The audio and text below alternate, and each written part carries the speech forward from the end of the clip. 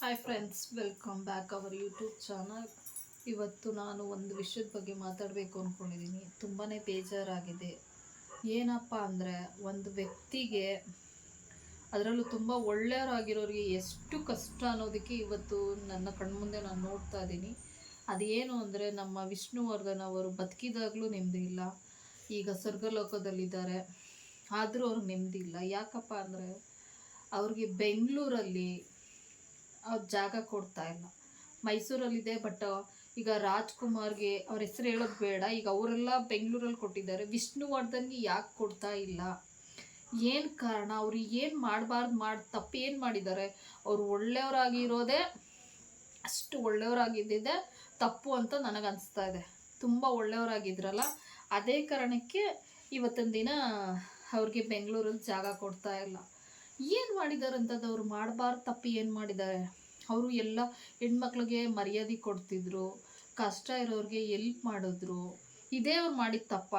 ಅವರು ಒಳ್ಳೆತನನ ಇಷ್ಟೊಂದು ದುರುಪಯೋಗ ಆಗ್ತಿದೆಯಲ್ಲ. ಅವ್ರು ಒಳ್ಳೆಯವರಾಗಿರೋದಕ್ಕೆ ಇಷ್ಟೊಂದು ಅವ್ರಿಗೆ ಮರ್ಯಾದೆ ಇಲ್ವಾ?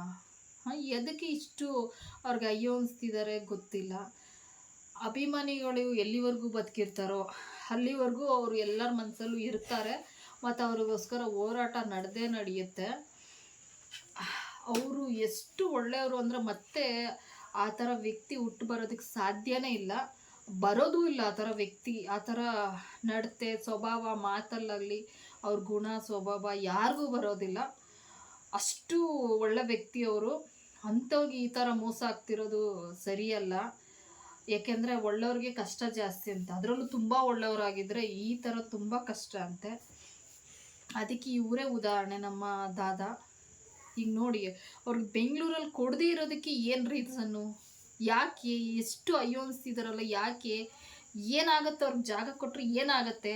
ಇದಕ್ಕೆ ಹಿಂಗೆ ಗೋಳಿಕೊಂತಿದ್ದಾರೆ.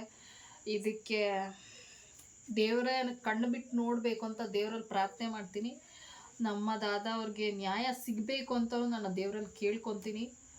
ತುಂಬ ಬೇಜಾರಾಗ್ತಿದೆ ಮನಸ್ಸಿಗೆ. ಇಷ್ಟೊಂದು ಯಾರಿಗೂ ಅಯ್ಯೋ ಅನಿಸ್ಬಾರ್ದು, ಒಳ್ಳೆಯದಲ್ಲ. ಮನಸ್ಸಿಗೆ ತುಂಬಾ ನೋವು ಆಗ್ತಿದೆ.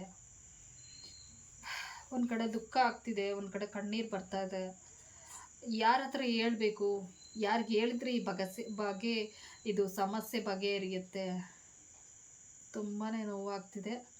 ಅಭಿಮಾನಿಗಳು ಇರೋವರೆಗೂ ಅವ್ರಿಗೆ ಮೋಸ ಆಗಲ್ಲ ಅಂತ ನನ್ನ ಒಂದು ಅನಿಸಿಕೆ. ಅಭಿಮಾನಿಗಳು ಇರೋವರೆಗೂ ಹೋರಾಟ ನಡೆಯುತ್ತೆ. ಅವ್ರಿಗೋಸ್ಕರ ನಾವು ಏನು ಬೇಕಾದರೂ ಸಹಿಸ್ಕೊತೀವಿ. ಆದರೆ ಅವ್ರಿಗೆ ನ್ಯಾಯ ಸಿಗಬೇಕು, ಅದೇ ನಮ್ಮ ಆಸೆ ಆಗಿರುತ್ತೆ ಅಂತ ನನ್ನ ಒಂದು ಮನಸ್ಸಿನ ಅನಿಸಿಕೆ. ನಮಸ್ಕಾರ.